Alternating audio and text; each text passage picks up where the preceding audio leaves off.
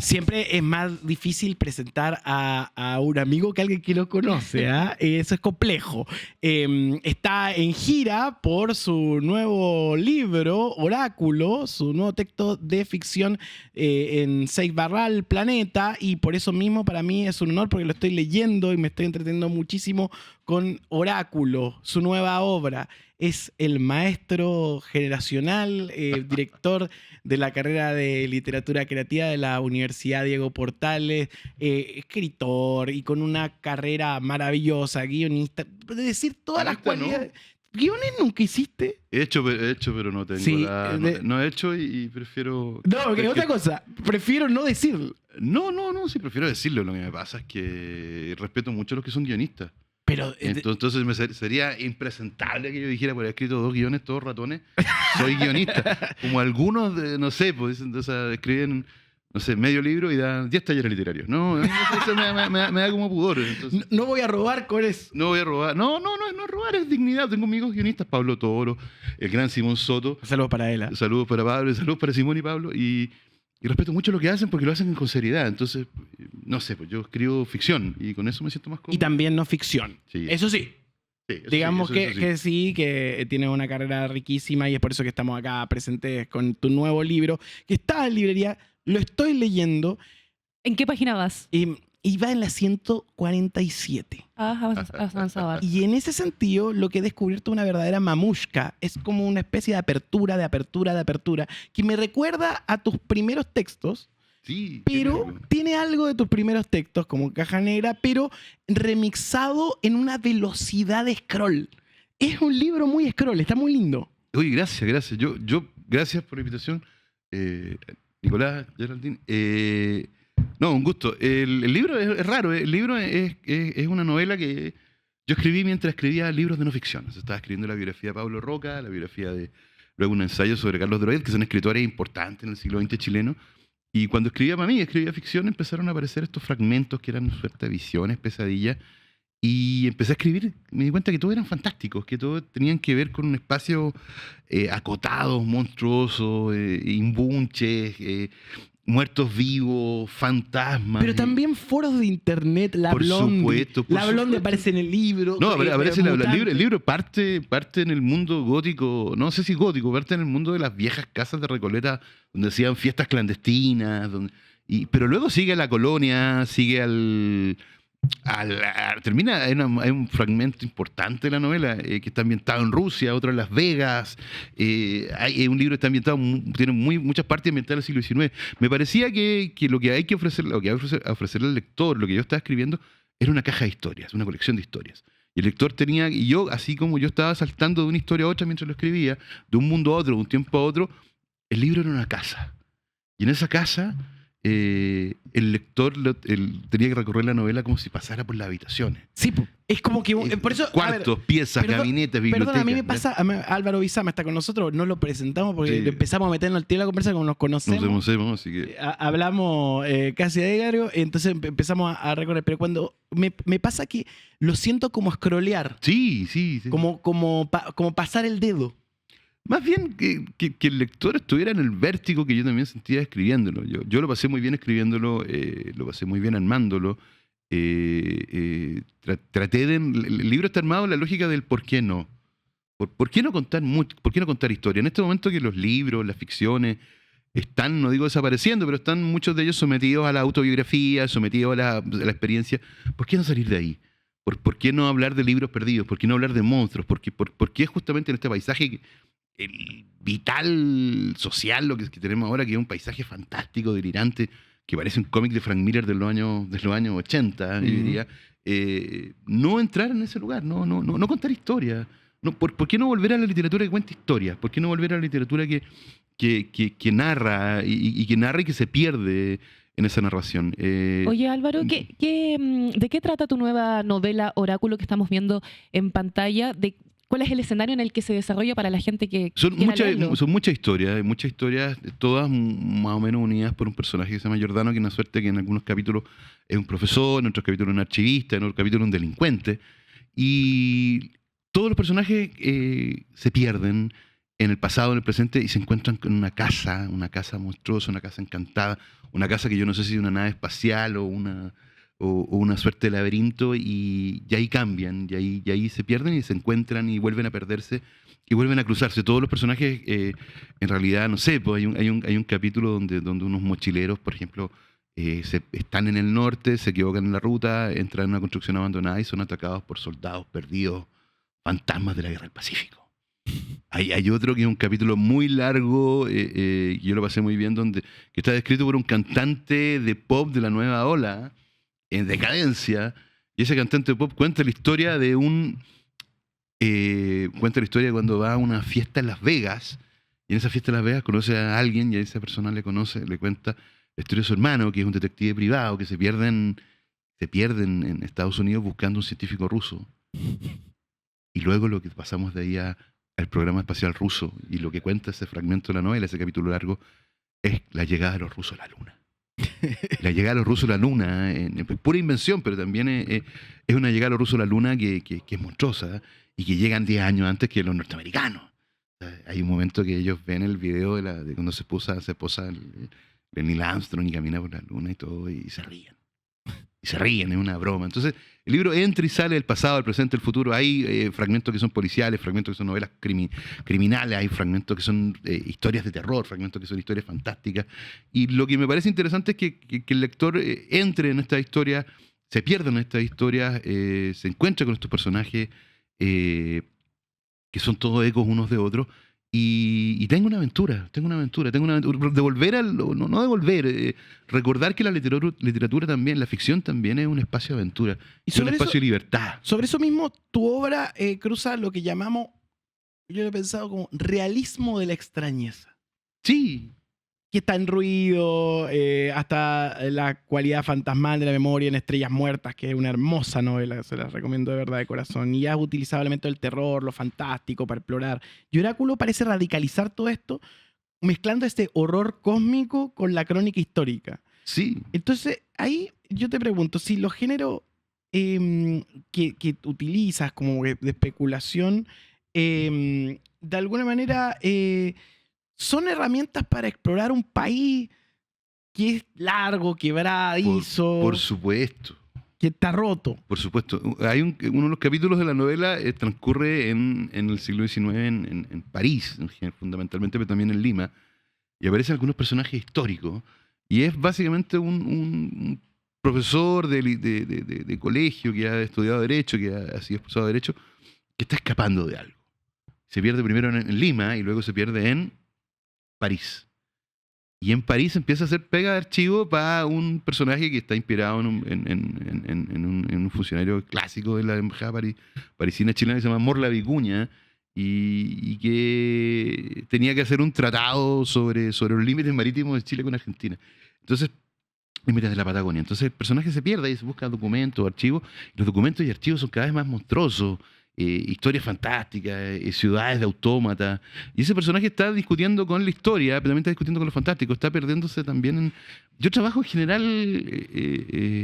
en los pliegues, como en los fragmentos, en esos rincones raros de la historia de Chile donde uno puede justamente intervenir y puede contar algo, puede jugar. La novela tiene eso, tiene la idea de meterse en los rincones, tiene la idea de meterse en la sombra, en esos lugares donde la realidad, la ficción, la historia y lo que se inventa se mezclan. Estamos junto a Álvaro Izama presentando Oráculo, su nuevo libro que está disponible ya en las librerías, estaba en primer puesto para que puedan buscarlo. La portada, el objeto de la portada, ¿quién es la portada? La portada es una foto antigua, no sé si antigua, no sé cuán antigua, pero una foto de la fotógrafa chilena Paz Errázuriz. Ah, claro. Y con Paz yo hablé con el libro. Paz es amiga y amiga, muy amiga de mi esposa y mía, y discutimos fragmentos del libro, le conté algunas cosas, y en algún momento vi esas imágenes que eran imágenes que ella sacó de los viejos luchadores de Titán en el ring, pero que a mí me parecían que eran fotos de monstruos, eran fotos de imbunche, y discutimos y llegamos a eso, o sea, conversamos, yo tenía algunas propuestas, entre esas estaba la portada, y al final llegamos a esa que me parece que también daba con el tono del libro, daba con el tono donde tú no sabes muy bien qué pasa en el libro. O sea, ¿dónde estás? Si estás leyendo ciencia ficción, si estás leyendo terror, si A estás mí leyendo historia. me pasa que voy como volando y de repente... Ahora, siempre vuelvo, me gustan mucho los cuadros de ficción. Sí, es ficción. Y esa ficción... Yo creo que la ficción es un espacio para escribir con libertad. Claro. Y me parece que no creo que en este libro yo haya pensado en restricciones, en ese sentido de que creo que los géneros se cruzan, creo que los géneros se mezclan. Creo que vivimos en Chile, vivimos en América Latina, que son lugares donde todo está mezclado, donde la verdad se confunde con el mito, donde lo oral se mezcla donde lo público es también una forma de leer lo privado, donde lo fantástico también es una suerte como de aventura sentimental respecto como a ese realismo que nunca alcanza. Si en el fondo en Chile, en la literatura latinoamericana, la idea de que haya ciencia ficción, terror y que esos géneros estén súper estructurados y estén súper jerarquizados, me parece que está bien, pero yo creo que cuando uno lee a García Márquez, lee a Carpentier, lee a algunas cosas de Cortázar, lee a Mariano Enríquez, lee a César Vallejo, lee a algunos escritores mexicanos, lee a Beff, que me parece que es un dibujante historieta que escribe policial y ciencia ficción mexicano, está todo mezclado. Y me gusta mucho la expresión literatura fantástica, como ese lugar donde todo puede encontrarse. Yo creo que un libro donde todos estos temas, estas vidas, estos mundos se encuentran y conviven, y es una novela para leerla también habitándola. O sea, esas viejas novelas largas en las cuales uno se iba a vivir. Álvaro, eres director de la Facultad de Literatura Creativa de la Universidad Diego Portales, Sí. y nos gustaría saber qué están escribiendo los jóvenes actualmente, qué están explorando tus alumnos. De todo. De todo. Cuando digo de todo, desde fanfiction escritos en Wattpad, donde algunos de mis estudiantes son pequeñas estrellas en el sentido de que son jóvenes, pero sus compañeros los reconocen, hasta poesía experimental, hasta novela histórica, hasta, no sé, autoficción, hasta textos biográficos, hasta crónicas de la ciudad. En general, cuando pensamos en la enseñanza de la literatura, pensamos en que los proyectos de los estudiantes, yo estoy en una escuela de literatura creativa, que es una escuela donde los estudiantes van a leer, pero también van a escribir. Todo está, no digo permitido, pero todo es posible en términos de género.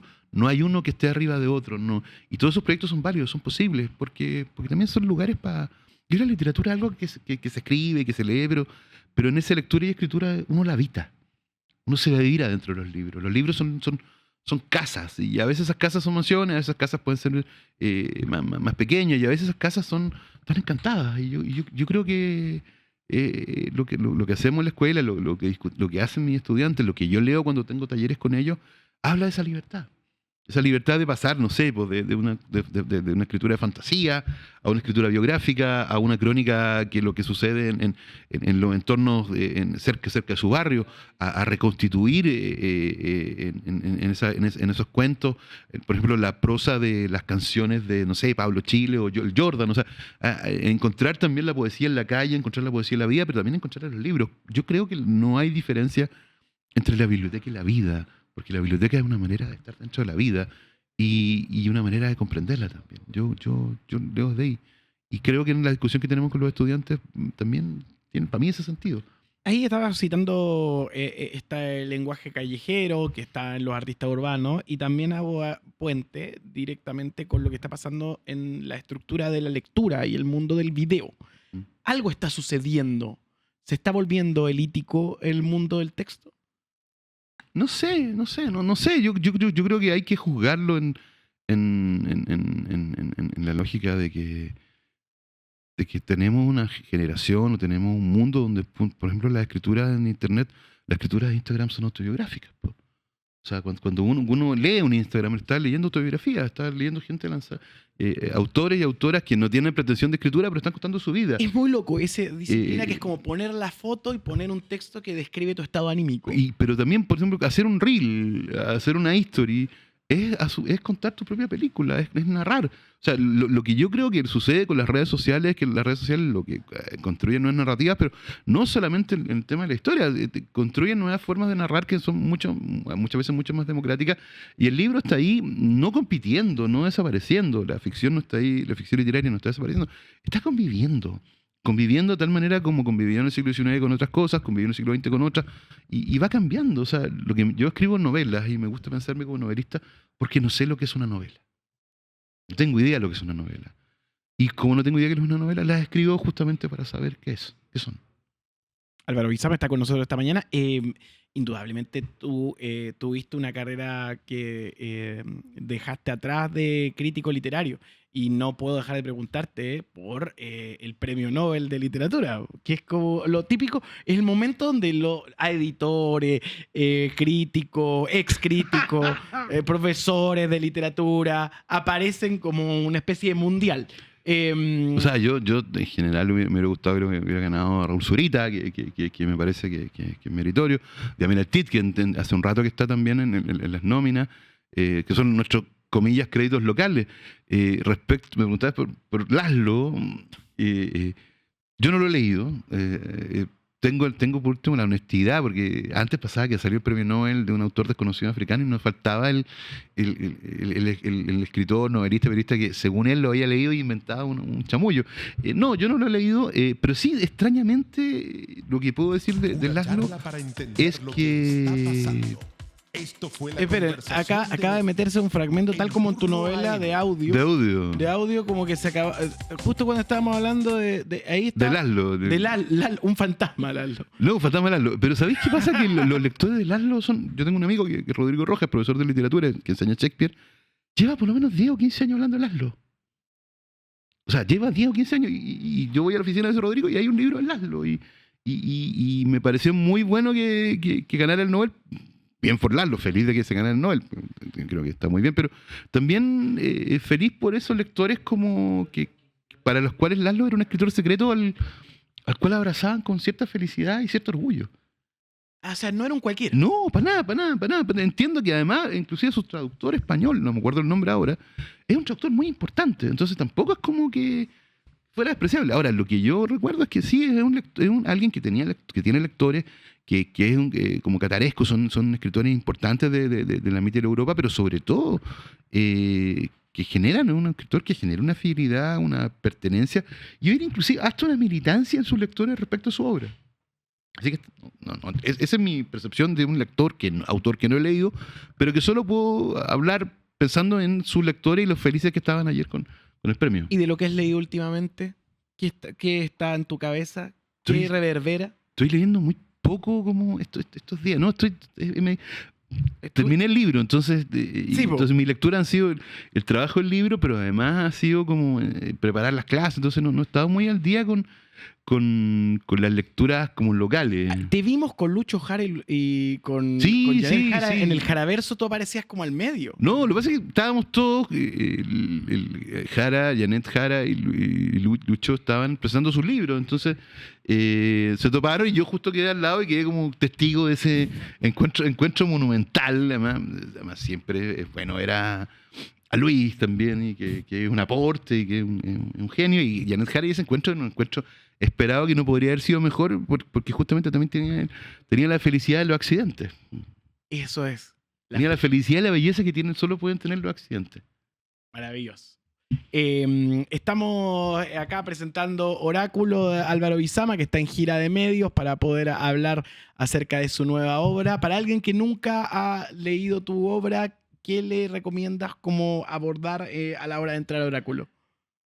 Que va a encontrarse con historias de góticos, con historias de fiestas, con historias de monstruos, con ballenas, con imbunches, con historias de piratas, con astronautas. Va a encontrar un mundo.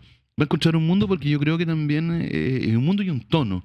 Un mundo que es un mundo que puede ser muy real, muy histórico, también muy fantástico, pero también con un tono donde la extrañeza yo creo que permite justamente entender lo real. Lo real es extraño. Tú siempre has tenido obsesión con la cultura popular y con el zapping digital, etcétera. Y bueno, hemos tenido acá al gran amigo Simón Soto, que es un gran cultor de todo lo que... De todo esto. De Diego González. De Diego González, esa cosa. ¿Y hay algo que te esté maravillando? Ayer hablaba largamente con un amigo acá, chileno. No, estoy esperando que el nuevo reality de Diego González para ver hasta dónde puede llegar la distorsión mental de Diego González. O sea, hasta dónde puede rizar el rizo. O sea, ya tenemos disparos, balazos, rituales satánicos, porno con neurodivergentes. O sea, ahí hay un mundo que está construyéndose que puede ser maravilloso, puede ser espantoso, y eso podría ser interesante, pero yo creo que va más lento. Y también tuviste experiencias haciendo crítica de televisión. Sí. ¿Hay algo que te de alguna manera prendiendo la alerta? Estoy tratando de no ver Chilevisión. ¿Por qué? No, pues, era Raquel Argandoña, Vasco Mulián, me apago la tele, o sea, es como obvio.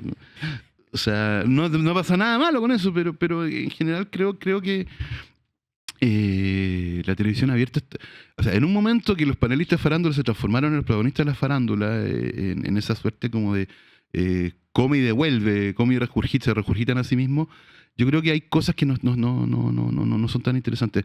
Estamos en un mundo, o sea, estamos en un momento donde tenemos personajes que son, yo no quiero ni siquiera mencionarlos, ¿cachai? Pero que es como difícil de ver, es difícil de desarrollar su humor, todo es violento. No digo que esté mala violencia, pero como que el espectáculo televisivo, televisión abierta, no pasa mucho, pensando inclusive que estamos a cuánto, estamos a muy poco las elecciones, y pareciera ser que a nadie le importan. Pareciera ser que no están sucediendo nada con eso, y la televisión, nadie está cubriendo las campañas. Todo existe como una suerte de velo, como una neblina. Como el otro día estuvo acá Mayol, en tu mismo ¿Ya? puesto, y hablamos de la imposibilidad del eros de los movimientos de ultraderecha y derecha. ¿Coincide? ¿Hay algo ahí? O sea, vi que el Benjamín trató al hijo de Cas de tontoño. Me parece que ver una nota sobre las campañas no la estoy viendo en otros lados, ¿entiendes? O sea, no sabemos cómo van las campañas, los guionistas, no sé, pues los publicistas son tan impresentables que ni siquiera ponen los nombres de los partidos. O sea, es la campaña más fome del universo, para todos lados. O sea, como inclusive como uno que disfruta como las pildoritas, lo bizarro. O sea, me acuerdo que yo no puedo dejar de pensar que en la constituyente número 1, que por supuesto, yo creo que tengo mi ranking arriba de la locura, está la constituyente número 1, donde tuvimos a las indetectables, al día siguiente unos guasos con fusta persiguiendo a unos ciclistas en la Alameda. Sí. O sea, increíble, o sea, de un día para otro. Y tercero, de manera más delirante, el show de cierre, del acto de cierre, creo que era del rechazo de la constituyente 1. Creo que había un doble de Juan Gabriel en el cerro, ¿no? Una cosa así como. Entonces tú empezás a pensar, eso no está. Nadie se está atreviendo, no está haciendo. Solo nuestro Benjamín. No, pero no está divertido, no. Como que está todo como que están paralizados los afectos, la energía, las posibilidades, el goce. Es la campaña más no espantosa, pero la campaña más aburrida del universo. O sea, nadie se está matando, nadie ve los programas de debate porque nadie va a los debates, y cuando van no les preguntan cosas. O sea, no sé, como que es raro tener esa sensación pensando que en un momento bisagra se acaba el gobierno de Boric. Hay una posibilidad súper alta que venga a la derecha, especialmente la ultraderecha, y a nadie parece importarle contar esa historia. A nadie le está pareciendo importante contar esa historia. A nadie le está pareciendo importante hacer un perfil decente de los candidatos. A nadie le está pareciendo importante recorrer las campañas. Nadie se está fijando en los detalles. Nadie se está fijando en lo que comen, en esa miseria humana y esa belleza humana que tiene toda campaña presidencial, que es básicamente el mundial de la política. Entonces, y ese campeonato nadie lo están jugando como si estuviera dirigido por Nelson Acosta. O sea, una lata, una celebración. O sea, nadie celebra los goles, no hay goles, todos se abrazan. Es como es una campaña hecha de puros triunfos morales. Es como una lata. O sea, para uno que le interesa la política, que vibra con la política, que lee la política, que trata de leer las políticas, las señales como de la cultura y un relato de la identidad o del presente. O sea, me parece que lo más importante que ha pasado en la tele chilena es el show de Pablo Chile la Sinfónica de Renfrew. Sí, absolutamente. O sea, se echó 4 años para hacer eso. O sea, en 4 años se echó para hacer eso. Me parece mucho más, me parece absolutamente relevante eso. O sea, me parece que era colocar un contenido que no estaba, que podía fallar o no podía fallar, pero que es lo más lejos, lo más fresco que yo he visto en televisión este año, Además, abierta. Es un branded content, es un contenido auspiciado. O sea, lo que dice mucho más inclusive de cómo están funcionando las cosas. O sea, es raro. Yo cuando hacía crítica de tele o comentaba televisión, pensaba que lo hice y lo dejé cuando pensé que había terminado, porque estaban en cierto modo narrando la muerte de la tele abierta. Cuando lo narré pues estaba contando o tratando de registrar lo que pasaba cuando llegaron las teleseries turcas y cómo cambió la tele en ese momento. Ahora no sé si... O sea, ¿qué merece contarse? ¿El revival de Primer Plano? O sea, el canal TV+, o sea, o sea, nada, o sea, ver a Beñuela en pantalla en la noche, un Prime, ¿qué es eso? ¿Qué es eso? O sea, o sea, lo estoy diciendo como espectador de tele abierta que consume tele abierta y que le gusta el espectáculo. O sea, no estoy hablando de... No estoy leyéndolo, no estoy corriéndolo desde una óptica enojada. Estoy diciendo que están dando un mal espectáculo en un momento que tendrían que tener un buen espectáculo y además nadie está haciendo un buen show de las campañas. Nadie está narrando bien eso. Una excelente narración que pueden ir a buscar en su librería favorita, es Oráculo de Álvaro Guisaba, se los recomiendo, realmente lo estoy disfrutando muchísimo para este fin de semana. La van a pasar bien, es un gran viaje con toda la sorpresa y maravilla circulante. Muchas gracias, Álvaro. Gracias, para Nicolás. nosotros ha sido un honor. Antes de, tengo una duda Dale. que me la quiero sacar. Dale. Desde que te sentaste ahí, Álvaro, quiero saber, ¿tú eres a quien conocí en el cumpleaños del Nico? Sí, po. ¿Sí? ¿Te conocí en el cumpleaños del Sí, Nico sí, cuando sí, estuvimos en el bar? Ya, sí, me acuerdo, súper. perfecto. Sí, estoy bueno. Súper simpáticos tú con tu Cumpleaños, señora. Mándale no, saludos. Le voy a mandar saludos a la Carla, por supuesto. La Carla es muy amorosa. Sí, linda ella. Dale un saludo a Detective. Saludos al tío Charlie. Sí, no, muy bien, muy bien. Y también le agradecen ahí al conejito. Al Es conejito, una clave el conejito de Flores, ya. que ha hecho, a Flores lo ha hecho muy feliz por un conejito. No quiero saberlo. Gracias, Álvaro. Gracias. Sigue disfrutando de Gracias. la gira y felicitaciones por el libro. Gracias, amigo. Gracias, Nico.